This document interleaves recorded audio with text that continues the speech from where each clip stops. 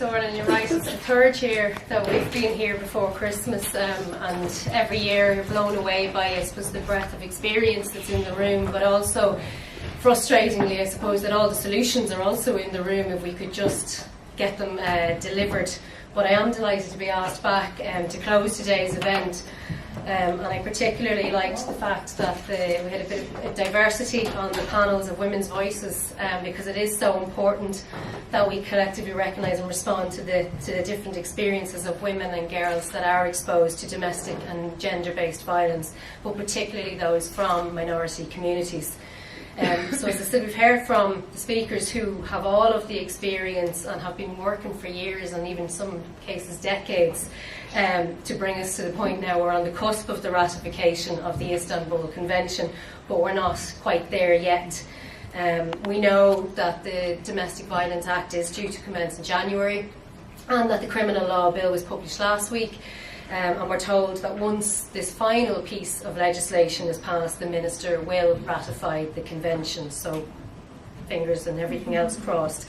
But look, Irish governments historically legislate and then ratify, and it's a frustrating approach that I not necessarily believe is relevant or indeed appropriate. Our process moves at a glacial pace, but the challenges outside the institution do not. In fact, they multiply, they intensify in the absence of the rights and the infrastructure and the budgets that are needed to protect our women and girls. So 3 years have passed since Ireland signed the convention, and during this time the targets and the deadlines relating to the convention has been repeatedly missed. So we need to deliver protective service units across all divisions. Have been included in the An Garda Síochána's policing plans for the last 3 years, and the risk assessment tool in the last 2 years. But they haven't, they've been missed, those deadlines. So similarly, the risk assessment matrix will not become fully operational until the end of 2019. So it's not that we don't understand that they're projects that are very significant and that they take time to develop and they take time to implement. They require new training, new infrastructure, outside expertise, and often a cultural change throughout the organisation. But you would have to worry that if it takes so long for the state to respond to the problems of today, how appropriate will the solutions actually be by the time they're finally in place many years on? So, as I said, I don't say that as a hurler on the ditch, but rather, I suppose, to push back at the sluggish pace of progress that we have in tackling gender-based violence, because while these events are fantastic and we come together and we all share a collective agreement about what needs to be done, it is very frustrating that we have to keep coming back and having these events because too little has changed. Societal norms have not shifted. Rape remains underreported, sexual harassment is still an everyday occurrence, victims face insurmountable challenges throughout the justice system, and women are still murdered by the men that they know. And I suppose it is frustrating that we don't have the sense of urgency that requires. So I just thought I'd set out a couple of, I suppose, the priorities from my own perspective. I suppose, one, we all want to create a safer Ireland for women, and work together to do that.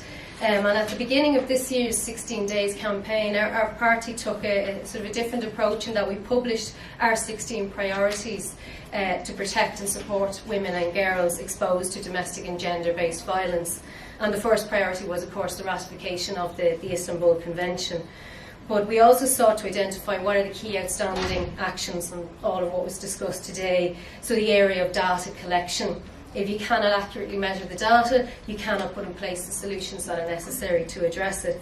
And what we would like to see is that the CSO would take charge of the collection of the data concerning rape and sexual violence in Ireland, but that they would have a budget line in order for them to actually do that work.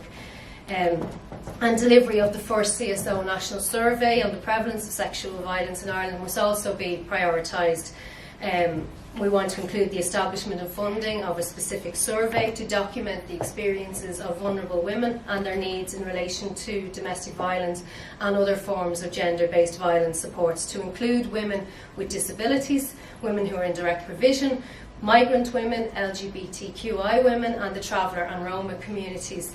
And our housing spokesperson constantly called for the number of women and children in TUSLA-funded emergency and step-down accommodation to be published in conjunction with the Department of Housing monthly homeless figures, because they're hidden among the homeless, and we don't have a complete picture of the challenges that they face.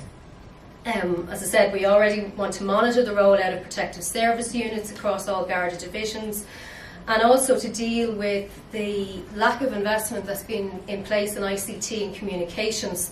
So technology has advanced so rapidly over the last decade, and we have a record of underinvestment, but what we need is a whole government approach to measure the scale of the data management and communication shortfall, and to map out what infrastructure is required on a long term, because for some reason in Ireland, and it's not just on the issue of violence against women, we don't manage data properly, we don't collect the data that we require, we don't share it with the different bodies, and if we don't do that, then we can't effectively address the problems that we have within our society.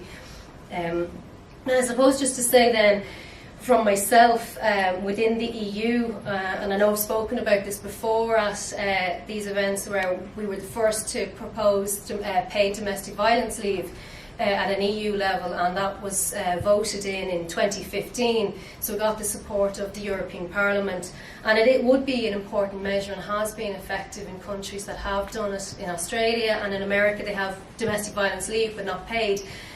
But even in the absence of domestic violence leave, there's a whole range of measures that workplaces could be putting in place to make their places safe for women who are working in them but are also experiencing domestic violence on a day-to-day basis. And so my office is now going to meet with a number of sort of large workplaces in the new year to ask them, would they consider piloting a project where you would roll out simple measures that can be taken to make your workplace safe for victims of domestic violence. And a lot of them don't even require any extra expenditure. It's about awareness raising and just, I suppose, being conscious of the fact that we all work and know people who are experiencing domestic violence. So I'll conclude just by thanking all of you again at the front line, your incredible work that you do, and to those of you who lead the organisations who represent here today, particularly extend a special note of solidarity to Palvy Point and the Migrant Women's Network for the year that's in it. And to all the activists, researchers, advocates and the human rights defenders, our work continues, and we'll probably see you here next year.